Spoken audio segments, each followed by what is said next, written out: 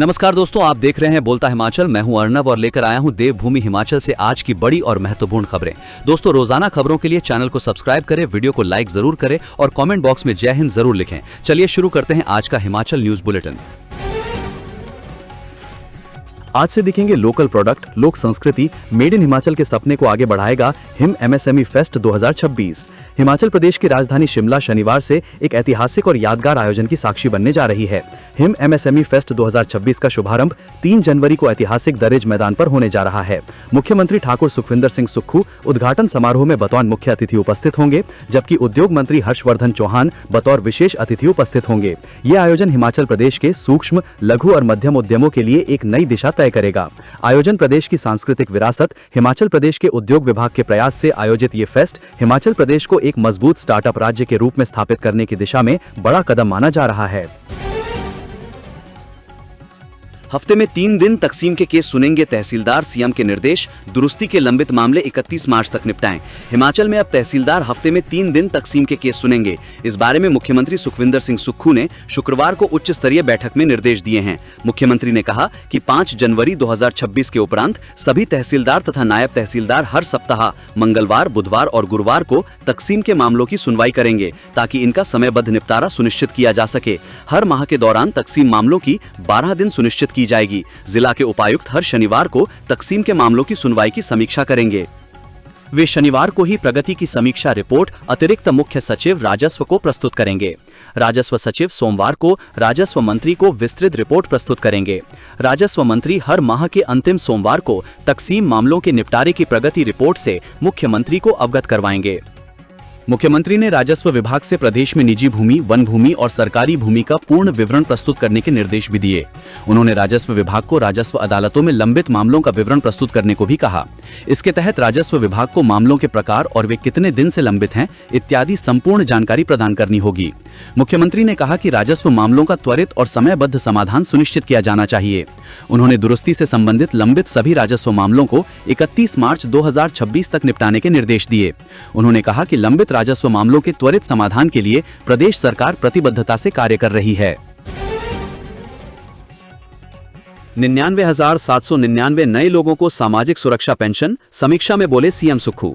मुख्यमंत्री ठाकुर सुखविंदर सिंह सुक्खू ने कहा कि प्रदेश सरकार द्वारा 3 वर्षों में सामाजिक सुरक्षा पेंशन के 99,799 नए मामले स्वीकृत किए गए हैं। सीएम सुक्खू ने शुक्रवार को सामाजिक न्याय एवं अधिकारिता विभाग के तहत कार्यान्वित की जा रही विभिन्न योजनाओं की समीक्षा की। इस अवसर पर मुख्यमंत्री ने इंदिरा गांधी प्यारी बहना सुख सम्मान निधि योजना के तहत जनजातीय क्षेत्र पांगी, लाहौल स्पीति, डोडरा क्वार तथा कुपवी में पात्र लाभार्थियों को बकाया निधि का शीघ्र भुगतान करने के निर्देश दिए। सीएम सुक्खू ने कहा कि प्रदेश सरकार द्वारा 3 वर्षों के दौरान सामाजिक सुरक्षा पेंशन के 99,799 नए मामले मंजूर किए गए। इको टूरिज्म ने राज्य सरकार की झोली में डाले 7 करोड़ रुपए। इको टूरिज्म ने वन विभाग की झोली में 7 करोड़ रुपयों से अधिक की राशि डाल दी है। सुक्खू सरकार के कार्यकाल में अब तक इको टूरिज्म के तहत विभाग ने ये कमाई की है। इसके तहत अर्जित की गई आय की 20% राशि पर राज्य सरकार का हक होता है। लिहाजा हिमाचल में बिगड़े आर्थिक हालातों के बीच प्रदेश में सुक्खू सरकार की संशोधित इको टूरिज्म नीति बेरोजगारों के लिए भी बड़ा काम कर गई। 8वीं, 10वीं और 12वीं की एसओएस परीक्षा के लिए अब 12 तक आवेदन। हिमाचल प्रदेश स्कूल शिक्षा बोर्ड की ओर से मार्च 2026 में होने वाली राज्य मुक्त विद्यालय एसओएस की परीक्षाओं के लिए पात्र अभ्यर्थियों से अब 12 जनवरी तक बिना लेट फीस के आवेदन मांगे हैं। स्कूल शिक्षा बोर्ड ने इस पंजीकरण शेड्यूल में बदलाव किया है। वहीं इस दौरान फ्रेश एडमिशन के लिए भी अभ्यर्थी 2000 रुपए लेट फीस के साथ 12 जनवरी तक ऑनलाइन आवेदन कर सकते हैं। हिमाचल प्रदेश स्कूल शिक्षा बोर्ड के सचिव डॉक्टर मेजर विशाल शर्मा ने बताया कि हिमाचल प्रदेश स्कूल शिक्षा बोर्ड मार्च 2026 में 8वीं, 10वीं और 12वीं कक्षा की एसओएस परीक्षाएं करवाएगा। उन्होंने बताया कि पात्र अभ्यर्थी रीअपियर और इंप्रूवमेंट ऑफ परफॉर्मेंस के लिए 12 जनवरी तक बिना लेट फीस के आवेदन कर सकते हैं। इंदिरा गांधी सुख शिक्षा योजना के तहत दी जा रही मदद, सीएम सुक्खू। मुख्यमंत्री ने कहा कि इंदिरा गांधी सुख शिक्षा योजना के तहत 0 से 18 वर्ष आयु के 20,735 लाभार्थियों तथा 18 से 27 वर्ष आयु के 853 लाभार्थियों को सहायता राशि प्रदान की जा रही है। मुख्यमंत्री सुख आश्रय योजना के तहत विभिन्न लाभार्थियों को 1,000 रुपए, 2,500 रुपए तथा 4,000 रुपए मासिक की दर से सहायता राशि प्रदान की जा रही है। सीएम सुक्खू ने सामाजिक सुरक्षा पेंशन योजनाओं के तहत पात्र लाभार्थियों को पेंशन व सहायता राशि प्रदान प्रदान करने के लिए नवीनतम सूचना प्रौद्योगिकी आधारित सॉफ्टवेयर का इस्तेमाल सुनिश्चित करने के निर्देश दिए। प्रधानमंत्री किसान सम्मान निधि लेने के लिए अब नई शर्त। प्रधानमंत्री किसान सम्मान निधि योजना के तहत मिलने वाली 22वीं किश्त से पहले केंद्र सरकार ने किसानों के लिए एक नई और अनिवार्य शर्त लागू कर दी है। अब पीएम किसान योजना समेत केंद्र की सभी प्रमुख कृषि योजनाओं का लाभ लेने के लिए किसान रजिस्ट्री और यूनिक किसान आईडी अनिवार्य कर दी गई है। जिन किसानों की रजिस्ट्री पूरी नहीं होगी उन्हें अगली किश्त का भुगतान नहीं किया जाएगा। इस नए निर्देश के बाद हिमाचल प्रदेश के हजारों किसानों की चिंता बढ़ गई है। प्रदेश में पीएम किसान योजना के तहत 9,19,505 से अधिक किसान लाभ ले रहे हैं, लेकिन कृषि विभाग के आंकड़ों के अनुसार अब तक बहुत कम किसानों की ही किसान रजिस्ट्री बन पाई है। यदि तय समय सीमा के भीतर रजिस्ट्री नहीं हुई तो बड़ी संख्या में किसानों की 22वीं किश्त अटक सकती है। कृषि विभाग हिमाचल प्रदेश द्वारा इस संबंध में राज्य के सभी किसानों के लिए आवश्यक दिशा निर्देश जारी किए हैं। विभाग द्वारा जारी निर्देशों के अनुसार सभी किसानों को अपना पंजीकरण लोक मित्र केंद्रों में करवाना होगा, ताकि जनवरी माह में आने वाली सहायता राशि अविलंब किसानों के खाते में डाली जा सके। विभाग द्वारा जारी निर्देशों में कहा गया है कि यदि किसान पंजीकरण करवाने में असमर्थ रहते हैं तो भविष्य में किसान सम्मान निधि नहीं मिल पाएगी और साथ ही अन्य योजनाओं का लाभ भी नहीं मिल पाएगा। अधिकारियों ने किसानों से अपील की है कि वे जल्द से जल्द अपने भूमि रिकॉर्ड को दुरुस्त कराएं और नजदीकी कृषि कार्यालय या निर्धारित केंद्रों पर जाकर किसान रजिस्ट्री की प्रक्रिया पूरी करें, ताकि पीएम किसान योजना की 22वीं किस्त समय पर प्राप्त हो सके। प्रधानमंत्री ग्राम सड़क योजना फेज 3, हिमाचल में चल रहे कार्यों को तय समय में पूरा करने के आदेश। प्रधानमंत्री ग्राम सड़क योजना के तहत राज्य में चल रहे कार्यों को तय समयावधि में पूरा करने के आदेश पीडब्ल्यूडी के प्रमुख अभियंता ने जारी किए हैं। केंद्र सरकार ने 31 मार्च 2026 की डेडलाइन तीसरे चरण के कार्यों के लिए दी है। इसी को मद्देनजर रखते हुए ईएनसी ने सभी अधीक्षण अभियंताओं को इस बाबत आदेश दिए हैं। जानकारी के अनुसार प्रधानमंत्री ग्राम सड़क योजना के तहत प्रदेश में 299 सड़कों के निर्माण कार्य किए जाने हैं और इनकी लंबाई 3123 किलोमीटर है। लोक निर्माण विभाग ने चालू वित्त वर्ष तक 41 का निर्माण पूरा कर 1167 किलोमीटर सड़कों का कार्य पूरा कर लिया है। इसी तरह पीएमजीएसवाई के तहत प्रदेश में 43 पुलों के निर्माण कार्यों को केंद्र की ओर से स्वीकृति मिली, जिसमें से एक पुल का निर्माण कार्य भी अंजाम तक पहुंचा दिया है। अहम है कि प्रदेश को मंजूर हुए पुलों में से कईयों की स्वीकृति इसी वित्त वर्ष में प्रदेश के लोक निर्माण विभाग को केंद्र की ओर से मिली है। उधर हिमाचल प्रदेश लगातार प्राकृतिक आपदाओं का दंश झेलता चला आ रहा है और इस दौरान लोक निर्माण विभाग को राज्य के अलग अलग हिस्सों में करोड़ों रुपयों का नुकसान भी उठाना पड़ा है। साथ ही विभिन्न योजनाओं के अलावा प्रधानमंत्री ग्राम सड़क योजना के तीसरे चरण के तहत राज्य में चल रहे विकास कार्य भी बुरी तरह से प्रभावित हुए हैं और कार्यों पर आपदाओं के चलते ब्रेक भी लगी है। लोक सेवा आयोग चेयरपर्सन मेंबर्स को मिलेगी 48 और 45 हजार पेंशन। हिमाचल प्रदेश लोक सेवा आयोग के चेयरपर्सन व मेंबर्स की पेंशन को लेकर राज्य सरकार ने अधिसूचना जारी कर दी है। अब आयोग के चेयरपर्सन व मेंबर्स को क्रमशः 48,000 व 45,000 रुपए पेंशन मिलेगी। इसके अलावा चेयरपर्सन व मेंबर्स को बेसिक पेंशन पर 6% सालाना बढ़ोतरी भी होगी। अधिसूचना के अनुसार Himachal Pradesh public service commission members regulations 1974 में संशोधन किया गया है। अब इसका नाम Himachal Pradesh public service commission members amendment regulations 2026 होगा। इससे पहले रेगुलेशंस 11A के अनुसार राज्य लोक सेवा आयोग के चेयरपर्सन को 8,000 व मेंबर्स को 7,500 रुपए मासिक पेंशन मिलती थी। अब संशोधन के बाद ये पेंशन 48,000 व 45,000 रुपए मासिक होगी। दहेज उत्पीड़न मामले में सर्वोच्च अदालत की बड़ी टिप्पणी, पत्नी से खर्च का हिसाब मांगना क्रूरता नहीं। वैवाहिक विवादों से जुड़े मामलों में एक अहम टिप्पणी करते हुए सुप्रीम कोर्ट ने स्पष्ट किया है कि पति का पत्नी पर आर्थिक या वित्तीय प्रभुत्व अपने आप में क्रूरता की श्रेणी में नहीं आता। शीर्ष अदालत ने कहा कि आपराधिक मुकदमेबाजी को निजी बदले या हिसाब चुकता करने का जरिया नहीं बनने दिया जा सकता। यह टिप्पणी अदालत ने एक ऐसे मामले में की जहां पति के खिलाफ क्रूरता और दहेज उत्पीड़न का मामला दर्ज कराया गया था। न्यायमूर्ति बीवी नागरत्ना और न्यायमूर्ति आर महादेवन की पीठ ने पति की अपील स्वीकार करते हुए उसके खिलाफ दर्ज एफआईआर को रद्द कर दिया। इससे पहले तेलंगाना हाई कोर्ट ने एफआईआर रद्द करने से इनकार कर दिया था। सुप्रीम कोर्ट ने हाई कोर्ट के उस फैसले को पलटते हुए कहा कि लगाए गए आरोप कानूनी कसौटी पर खरे नहीं उतरते। पीठ ने कहा कि पत्नी द्वारा लगाए गए आरोपों में पति का आर्थिक प्रभुत्व जरूर बताया गया है, लेकिन इससे किसी ठोस मानसिक या शारीरिक नुकसान का प्रमाण नहीं मिलता। अदालत ने कहा कि भारतीय समाज में अक्सर घरों में पुरुष वित्तीय मामलों में नियंत्रण रखते हैं, लेकिन केवल इसी आधार पर आपराधिक क्रूरता का मामला नहीं बनता। रैगिंग, अश्लील हरकतों पर छात्रा की मौत से हड़कंप, 4 छात्राओं प्रोफेसर पर एफआईआर के बाद जांच टीम गठित। धर्मशाला कॉलेज में छात्रा की रैगिंग और साथ ही एक प्रोफेसर द्वारा की गई अश्लील हरकतों ने शैक्षणिक व्यवस्था पर कड़ा प्रहार किया है। छात्रा की मौत के बाद सामने आए वीडियो और परिजनों की शिकायत के आधार पर 4 छात्राओं और एक प्रोफेसर पर एफआईआर दर्ज करने के बाद जांच शुरू कर दी गई है। मामला बिगड़ता देख एसपी कांगड़ा ने जांच का अपनी निगरानी में लिया है और मामले से जुड़े हुए सभी पहलुओं को खंगाला जा रहा है। इसमें युवती के धर्मशाला कॉलेज में अध्ययन, 4 लड़कियों के साथ हुए विवाद, शिक्षक मामले, घर व आस पड़ोस, डीएमसी लुधियाना सहित विभिन्न 7 अस्पतालों में हुए इलाज की हिस्ट्री को जांचा जा रहा है। इलेक्ट्रिक बसों की खरीद को लेकर ओलेक्ट्रा कंपनी के साथ करार। हिमाचल प्रदेश पथ परिवहन निगम के बेड़े में शामिल होने वाली बसों के लिए निगम प्रबंधन ने ओलेक्ट्रा कंपनी के साथ करार किया है। निगम ने अब नई बसों के रंग में भी परिवर्तन किया गया है। अब नई बसों का रंग पूरी तरह से हरा किया गया है। इन बसों की कीमत 1.71 करोड़ तय की गई है। इन बसों की खास बात यह है कि इसकी बैटरी बैकअप पहले से भी बेहतर बनाया जा रहा है। पहले जहां पुरानी बसों को चार्ज करने के लिए करीब 2 घंटे का समय लग रहा था, वहीं अब नई बसों में आधे घंटे के भीतर चार्जिंग होनी सुनिश्चित की जा रही है। ओलेक्ट्रा कंपनी को निगम प्रबंधन ने हालांकि इसी माह 9 जनवरी तक बसों को डिलीवर करने को लेकर ऑर्डर जारी किए हैं, लेकिन अभी इन बसों को आने में और अधिक समय लग सकता है। निगम के बेड़े में निगम प्रबंधन द्वारा लोगों की सुविधा के लिए 270 इलेक्ट्रिक बसें लाई जा रही हैं। स्कूल शिक्षा बोर्ड ने घोषित किया HPTET का रिजल्ट, 25.6% अभ्यर्थियों को मिली सफलता। हिमाचल प्रदेश स्कूल शिक्षा बोर्ड धर्मशाला द्वारा आयोजित अध्यापक पात्रता परीक्षा नवंबर 2025 का परीक्षा परिणाम 2 जनवरी को घोषित कर दिया गया है। बोर्ड अध्यक्ष डॉक्टर राजेश शर्मा ने बताया कि ये परीक्षाएं 2, 5, 8, 9 तथा 16 नवंबर 2025 को प्रदेश भर में स्थापित विभिन्न परीक्षा केंद्रों में सफलतापूर्वक आयोजित की गई थी। नशा तस्कर के खिलाफ पुलिस की बड़ी कार्रवाई, 6.34 करोड़ रुपए की संपत्ति जब्त। हिमाचल प्रदेश में नशा माफिया के खिलाफ सोलन पुलिस ने अब तक की सबसे बड़ी कार्रवाई में से एक को अंजाम दिया है। जिला पुलिस ने नशा तस्करी में संलिप्त एक आरोपी की 6 करोड़ 34 लाख रुपए से अधिक की अवैध संपत्ति को जब्त कर लिया है। ये संपत्ति आरोपी ने नशे के काले कारोबार से अर्जित की थी।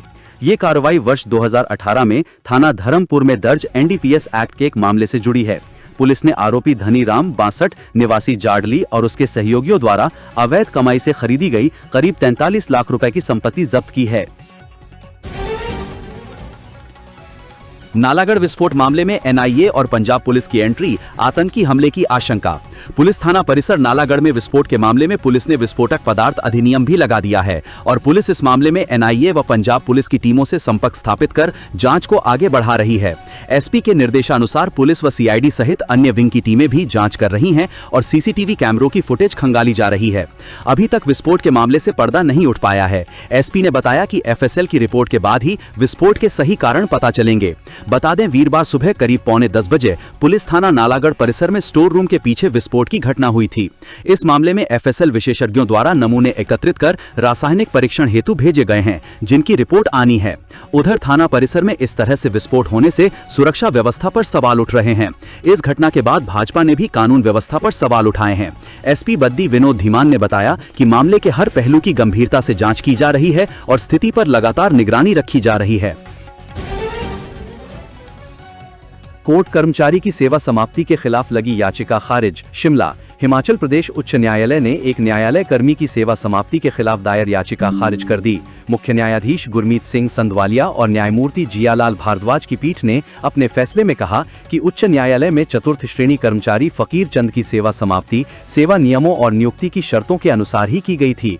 पीठ ने कहा कि नियोक्ता को परिवीक्षा के दौरान कर्मचारी के काम और आचरण के आकलन का अधिकार होता है। यदि नियोक्ता संतुष्ट नहीं है तो परिवीक्षक की सेवा समाप्त की जा सकती है।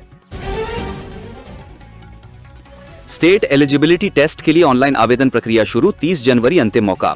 हिमाचल प्रदेश लोक सेवा आयोग ने स्टेट एलिजिबिलिटी टेस्ट SAT के लिए ऑनलाइन आवेदन की प्रक्रिया शुरू हो गई है। ऑनलाइन आवेदन करने की अंतिम तिथि 30 जनवरी तय की गई है। इसके बाद आयोग की वेबसाइट से आवेदन करने के लिए लिंक को हटा दिया जाएगा। स्टेट एलिजिबिलिटी टेस्ट के लिए विषय भी तय कर लिए गए हैं। इसमें कुल 22 विषयों को शामिल किया गया है। स्टेट एलिजिबिलिटी टेस्ट का पाठ्यक्रम UGC CSIR के अनुरूप होगा, जिसे उम्मीदवार लोक सेवा आयोग की वेबसाइट से डाउनलोड कर सकते हैं। स्टेट एलिजिबिलिटी टेस्ट प्रदेश के विश्वविद्यालयों व कॉलेजों में सहायक प्रोफेसर के पदों पर भर्ती के पात्रता निर्धारित करने के लिए आयोजित की जाती है। आयोग के सदस्य सचिव SAT भूतेश्वर राम चौहान ने बताया कि उम्मीदवार आयोग की आधिकारिक वेबसाइट पर जाकर तय तिथि तक ऑनलाइन आवेदन कर सकते हैं। उद्योग मंत्री ने साधा निशाना, बोले हिमाचल सरकार का गला घोंट रही केंद्र सरकार, नहीं मिले 1500 करोड़। उद्योग एवं संसदीय कार्य मंत्री हर्षवर्धन चौहान ने आरोप लगाया है कि केंद्र सरकार की तरफ से हिमाचल प्रदेश सरकार का गला घोंटने का प्रयास किया जा रहा है। उन्होंने कहा कि प्रदेश में आई प्राकृतिक आपदा के बाद प्रधानमंत्री नरेंद्र मोदी ने 9 सितंबर 2025 को हिमाचल प्रदेश का दौरा करने के दौरान 1500 करोड़ रुपए का विशेष राहत पैकेज देने की घोषणा की थी, लेकिन उसमें से अब तक एक भी रुपया नहीं मिला है। हर्षवर्धन चौहान प्रदेश सचिवालय में पत्रकार वार्ता को संबोधित कर रहे थे। कांग्रेस ने 11 जिलों के जिला अध्यक्षों की सूची जारी की। देशराज गौतम ऊना से अध्यक्ष नियुक्त। अखिल भारतीय कांग्रेस कमेटी ने हिमाचल प्रदेश में जिला कांग्रेस कमेटियों के अध्यक्षों की नियुक्ति कर दी है। ये सूची कांग्रेस के महासचिव केसी वेणुगोपाल की ओर से जारी की गई है। जारी आदेश के अनुसार मंडी जिला से चंपा ठाकुर, कांगड़ा से अनुराग शर्मा, हमीरपुर से सुमन भारती शर्मा और लाहौल स्पीति से दोरजे अंगरूप को जिला कांग्रेस अध्यक्ष बनाया गया है। कुल्लू जिले की जिम्मेदारी शेषराम आजाद को सौंपी गई है। इसी तरह चंबा से सुरजीत कुमार भरमौरी, सिरमौर से आनंद परमार, सोलन से सुभाष चंद्र वर्मानी और शिमला शहरी से इंद्रजीत सिंह को डीसीसी अध्यक्ष नियुक्त किया गया है। बिलासपुर जिले से अंजना धीमान और ऊना जिले से देशराज गौतम को जिला कांग्रेस कमेटी का अध्यक्ष बनाया गया है। अब रोहतांग दर्रे का दीदार नहीं कर पाएंगे सैलानी, प्रशासन ने लगाई रोक। जिला प्रशासन कुल्लू ने बिगड़ते मौसम एवं सुरक्षा कारणों के मद्देनजर गुलाबा से आगे रोहतांग तक वाहनों की आवाजाही पर प्रतिबंध लगा दिया है। उपायुक्त एवं जिला दंडाधिकारी कुल्लू तौरुल एस रवीश द्वारा जारी आदेश के अनुसार गुलाबा से आगे सभी प्रकार के वाहनों की आवाजाही पूर्णतः प्रतिबंधित कर दी गई है। उपमंडलाधिकारी मनाली द्वारा दी गई रिपोर्ट के अनुसार 2 जनवरी 2026 को पलचान से रोहतांग मार्ग का संयुक्त निरीक्षण किया गया, जिसमें पुलिस, DTDO एवं BRO के प्रतिनिधि शामिल रहे। निरीक्षण के दौरान इस मार्ग क्षेत्र में बर्फबारी, ब्लैक आइसिंग एवं 0 से नीचे तापमान पाए जाने के कारण मार्ग को असुरक्षित बताया गया। साथ ही मढ़ी स्थित पुलिस चेकपोस्ट को स्थानांतरित कर गुलाबा किया जाएगा। जिला दंडाधिकारी कुल्लू तौरुल एस रवीश ने मोटर वाहन अधिनियम 1988 की धारा 115 के तहत आदेश जारी करते हुए गुलाबा से आगे सभी प्रकार के वाहनों की आवाजाही पर पूर्ण प्रतिबंध लगा दिया है। छात्रा की मौत की उच्च स्तरीय जांच करवाई सरकार, मामले में कड़ा संज्ञान ले मुख्यमंत्री। नेता प्रतिपक्ष जयराम ठाकुर ने कहा कि कांगड़ा की बिटिया पल्लवी की मौत बहुत पीड़ादायक है। इस मामले में पुलिस और प्रशासन की तरफ से बार बार लापरवाही के आरोप लग रहे हैं, जो व्यवस्था परिवर्तन वाली सरकार की व्यवस्था पर गंभीर सवाल खड़े करते हैं। इस मामले में मुख्यमंत्री को संज्ञान लेना चाहिए। ये मामला एक बेटी के न्याय से जुड़ा हुआ है, इसलिए इस मामले की उच्च स्तरीय और निष्पक्ष जांच होनी चाहिए, जिससे सारे तथ्य सामने आ सकें और पल्लवी को न्याय मिल सके। उन्होंने पल्लवी के निधन पर शोक प्रकट करते हुए परिजनों के प्रति अपनी संवेदनाएं व्यक्त की। जयराम ठाकुर ने कहा कि प्रदेश में लोगों की स्वास्थ्य व्यवस्था स्वयं ही बहुत क्रिटिकल है। माननीय उच्च न्यायालय की टिप्पणी की सरकार आउटसोर्स कर्मियों के भरोसे व्यवस्था को छोड़कर प्रदेश वासियों के स्वास्थ्य अधिकारों के साथ खिलवाड़ कर रही है, अपने आप में हालात की गंभीरता बताने के लिए काफी है। Weather update. हिमाचल में 6 जनवरी को फिर करवट लेगा मौसम, बर्फबारी बारिश के आसार। राज्य में एक बार फिर 6 जनवरी को मौसम करवट बदलेगा, जिसके चलते उच्च पर्वतीय इलाकों में बारिश व बर्फबारी के आसार बने हुए हैं। हालांकि गुरुवार शाम व रात्रि को राज्य के उच्च पर्वतीय इलाकों में हुई ताजा बर्फबारी और निचले क्षेत्रों में बारिश के बाद प्रदेश भर में कड़ाके की ठंड पड़ गई है। बीते 24 घंटों में बर्फबारी के कारण प्रदेश का औसत न्यूनतम तापमान करीब 1 डिग्री सेल्सियस तक गिर गया है। लाहौल स्पीति, किन्नौर और शिमला जिलों के कुछ हिस्सों में सबसे अधिक ठंड दर्ज की गई है। लाहौल स्पीति के ताबो में न्यूनतम तापमान -6.8 डिग्री सेल्सियस दर्ज। लाहौल स्पीति जिले का ताबो प्रदेश का सबसे ठंडा स्थान रहा, जहां न्यूनतम तापमान -6.8 डिग्री सेल्सियस रिकॉर्ड किया गया।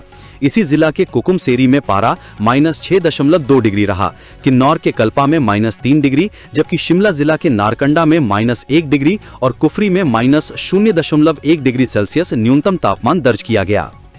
मैदानी क्षेत्रों में घने कोहरे को लेकर येलो अलर्ट जारी। मौसम विभाग ने आगामी 5 जनवरी तक प्रदेश में मौसम साफ रहने की संभावना जताई है। इस दौरान निचले और मैदानी क्षेत्रों में घने कोहरे को लेकर येलो अलर्ट जारी किया गया है। 6 जनवरी को प्रदेश के उच्च पर्वतीय क्षेत्रों में फिर से बर्फबारी होने का अनुमान है, जबकि 7 और 8 जनवरी को मौसम के साफ रहने की संभावना है। शुक्रवार को सुंदरनगर में कोहरे के कारण दृश्यता घटकर 70 मीटर, पांवटा साहिब में 200 मीटर और मंडी में 800 मीटर रिकॉर्ड की गई है। दोस्तों, ये वीडियो आपको कैसी लगी कमेंट बॉक्स में कमेंट करके जरूर बताएं और अन्य खबरों के लिए हमारे चैनल बोलता हिमाचल को अभी सब्सक्राइब करें। वीडियो को लाइक शेयर करना ना भूलें।